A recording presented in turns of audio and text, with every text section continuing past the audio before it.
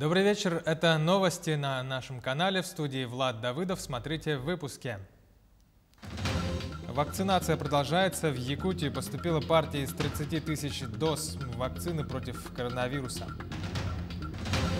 Поручение премьер-министра: в связи с ремонтом аэропортов Якутска и Нерюнгри запасным станет аэропорт Мирного. Гость в Якутии. Горный улус посетил Сергей Бугаев Африка, художник, актер, музыкант из Петербурга.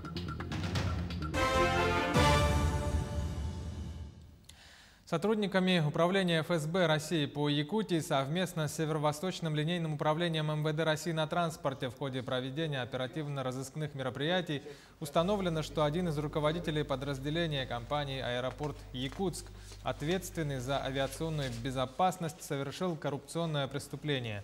Он в сговоре с бывшим сотрудником аэропорта оказывал содействие коммерсантам в отправке воздушными судами незарегистрированных грузов в северные районы за денежное вознаграждение. Коммерческие грузы доставлялись служебным транспортом до самолетов без проведения каких-либо досмотровых или регистрационных мероприятий. Возбуждено уголовное дело. В Усть-Майском районе со 2 апреля введен режим повышенной готовности. Это связано с угрозой возникновения чрезвычайных ситуаций гидрологического характера. Главам муниципальных образований и руководителям учреждений и предприятий даны распоряжения и рекомендации по готовности к паводковому периоду. Зачернение льда проводят на затороопасных участках реки Амга в Амгинском районе. По состоянию на 1 апреля завершены работы на участках Ксенофон-Тарыта и Уарай на площади 14 гектаров. Кроме того, зачернение льда проведут на участках Юсть-Юстях и Харчи-Хаята. Общая площадь 5 затороопасных участков в районе сегодня составляет 38 гектаров. Снизили грузоподъемность на Зимнике через реку Алдан на федеральной дороге Колыма. По информации Управления дорог Вилюй, с 1 апреля максимальный вес транспорта на ледовой переправе Хандага-Мегина-Алдан снижен до 30 тонн. Но с 5 апреля грузоподъемность снизят еще на 4 автозимниках в республике. В связи с ремонтом аэропортов Якутска и Нерюнгри запасным назначен аэропорт Мирного. Председатель правительства Андрей Тарасенко дал поручение региональному Минтрансу разработать оптимальный график выполнения рейсов с авиакомпаниями, работающими на территории Якутии.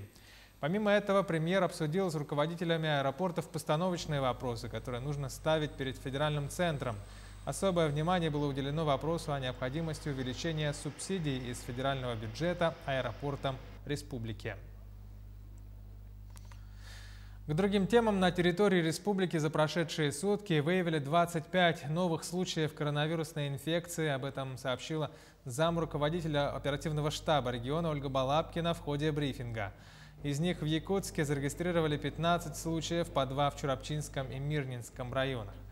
Партия из 30 600 доз вакцины против коронавируса поступила в республику сегодня.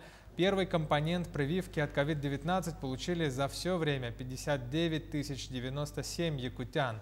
Вторую вакцину прошли уже 52 386 жителей республики. В течение выходных дней будут работать склады Сахафармации, и, соответственно, с понедельника вакцина будет распределена по лечебным учреждениям, прежде всего для вновь возобновления, где была она приостановлена вакцинация. Необходимо обратить внимание, что непосредственно вы помните, что вчера был подписан, 1 апреля был подписан указ главы Республики Саха-Якутия, который продлил режим самоизоляции для лиц пожилого возраста старше 60 лет и лиц, болеющих хроническими заболеваниями. В связи с возникающими вопросами хочу обратить внимание на то, что на лиц, которые вакцинированы, либо непосредственно прошли заболевания соответствующим лечением в течение 6 месяцев, данное правило о самоизоляции не распространяется. В Амге второй день семинара совещания работников ЖКХ республики. Первый день прошел в Якутске, обсудили вопросы отопительного сезона текущего года. В этом году впервые проводят профессиональный конкурс среди инженеров и за звание лучшего специалиста по охране труда. В В мероприятии приняли участие более 30 человек со всех районов. Победители профессионального конкурса будут награждены путевкой в Новосибирск на завод для ознакомления с процессом изготовления котлов и других агрегатов. У нас есть план, и договоренность, что мы первых 3 победителей отправим на завод-изготовитель, где они воочию увидят, как значит, изготавливаются котлы, как изготавливаются насосы, познакомятся с оборудованием, с процессом. Поэтому у людей очень большой стимул. Сегодня вот очень стараются, видно, волнуются. Ну и самое главное, в любом случае, еще раз повторюсь, это общение между собой. В перинатальном центре столицы состоялась презентация научно-популярного издания под названием «Дневник питания мамы и малыша», посвященный Году здоровья в республике и Году науки и технологий в России. Это издание поможет в практической работе по продолжению успешного грудного вскармливания, информированию матерей и членов их семей о преимуществах, а также содействовать созданию групп поддержки кормящих матерей и направлять в эти группы женщин после выписки из больницы. Основным автором книги является руководитель Центра питания научно-исследовательского центра Мединститута СВФУ Ульяна Лебедева. В данное время дневник вышел тиражом в 165 экземпляров и будет издаваться непрерывно. Издание позволит женщинам, которые испытывают трудности с грудным вскармливанием, при выписке из роддома, из перинатального центра, помочь в успешном грудном вскармливании. Выражаем глубокую благодарность Борисовой Прасковье Петровне, председателю движения «Матери России» Иркутского регионального отделения, Лебедеву Ульяне Михайловне, главному внештатному нутрициологу Никитиной Левне Михайловне, главному врачу Центра иммунопрофилактики за издание книги.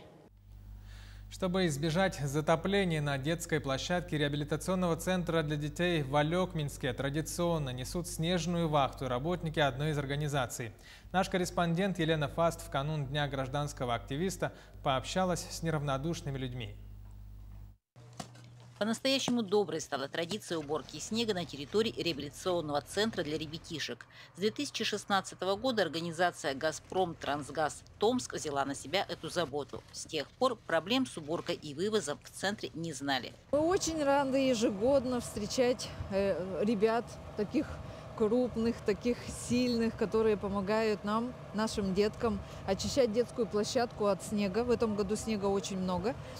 На протяжении уже 5 лет, наверное, мы в 2015 году сюда переехали.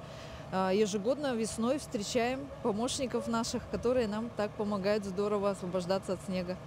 Ребята выезжают с удовольствием, делится заместитель председателя Совета молодежи организации. Дел на час, тепло, и нам польза, и ребятишкам на радость. Ребята всегда рады поработать на свежем воздухе. Они все идут ради этого как раз к нам работать, потому что у них в основном и работа вся на трубопроводе. Поэтому поработать, поубирать снег, тем более для детишек, которые в этом нуждаются, и скорее, чтобы они попали на игровую площадку. Большим удовольствием. На данный момент в акции принимает участие 32 человека. В этом году снега действительно навалило очень много, улыбается работник центра. Самим бы пришлось тяжко. После прошлого года мы точно знаем, сложно. В прошлом году из-за пандемии не получилось, и своими силами мы очень долго пытались освобождаться от этого снега. Но когда разово такая помощь приходит, мы очень этому рады. Нужна. Елена Фаст, Максим Копылов, Алекминск. Горный Улус посетил Сергей Бугаев Африка, художник, актер, музыкант из Санкт-Петербурга. Именитый гость посетил мастерскую лабораторию не менее известного якутского модельера Августины Филипповой. В неофициальном круглом столе в Бердигостяхе Сергей Бугаев отметил необычный талант нашей художницы-модельера, назвав ее достоянием народа не только Якутии, но и всей России. Я очень рад, что мы сегодня приехали сюда, я бы сказал так, штаб-квартиру фонда. И, собственно говоря, сейчас мы работаем над несколькими проектами, один из которых это привести искусство Августины Николаевны в Санкт-Петербург. Но мне действительно в жизни посчастливилось работать с Виктором Цоем в группе кино. Мы вместе с ним снимались в фильме «Асса». Вот. И, конечно, я думаю, что если Виктор Цой оказался здесь, он бы очень обрадовался, потому что он человек, который очень любил прекрасное, любил красоту. И здесь мы видим как раз невероятные вещи. Я уверен, что он бы заказал себе специальный костюм, и однажды бы, может быть, вся группа даже, это было бы очень интересно, играла в костюмах Августины Николаевны. Музей Победы и Почта России запустили всероссийский конкурс рисунков под названием «Открытка Победы». Организаторы предложили всем желающим нарисовать поздравительную открытку к 9 мая. Участие в творческом состязании смогут принять и дети, и взрослые. Все рисунки войдут в онлайн-выставку Музея Победы и будут опубликованы на официальном сайте. Ну а лучшие работы, выбранные экспертным жюри и народным голосованием, станут основой для лимитированной серии праздничных открыток. Наборы таких коллекционных открыток победителям пришлет Почта России. Заявки на конкурс будут принимать до 26 апреля. В селе Тамтор Аймеконского района открыли фотовыставку, рассказывает наш корреспондент Светлана Поцелуева. Жизнь на самом холодном обитаемом месте на планете.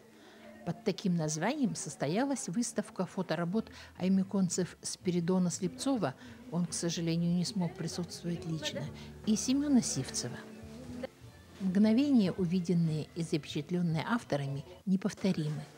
Ведь время всегда в движении, и только человек, влюбленный в свой суровый край, чувствующий дыхание этой древней земли, способен эти мгновения увековечить. Вообще люблю снимать природу, чудо природы. И какое время года вам нравится фотографировать? Зима, осень, лето, весна.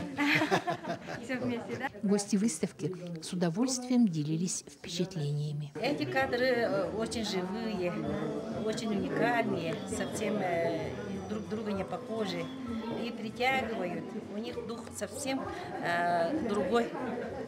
Хорошая энергетика, да. Вам понравилось фотовыставка? Конечно, понравилось. Мы знакомы вот по этим, да, по интернету и по альбому Семена. И сегодня тоже свои пожелания, свои хорошие мысли уже передавали. И, конечно, фото с одним из авторов на память. Несколько слов сказал нам и турист из Санкт-Петербурга Сергей Бугаев. Я еще не так много видел, но мне понравилось ощущение, состояние и необычные переживания. Но я бы хотел привезти сюда детей. В этот раз у меня дети слишком маленькие. Но мои пожелания, чтобы не было пандемии, чтобы фестиваль был более крупным, чтобы он стал международным. Светлана Поцелуева, Павел Комин, Аймеконский район. Эфир на канале Якутия-24 продолжит программа «Якутия Лайв» с Ириной Ефимовой. Я с вами прощаюсь. Смотрите нас, будьте в курсе.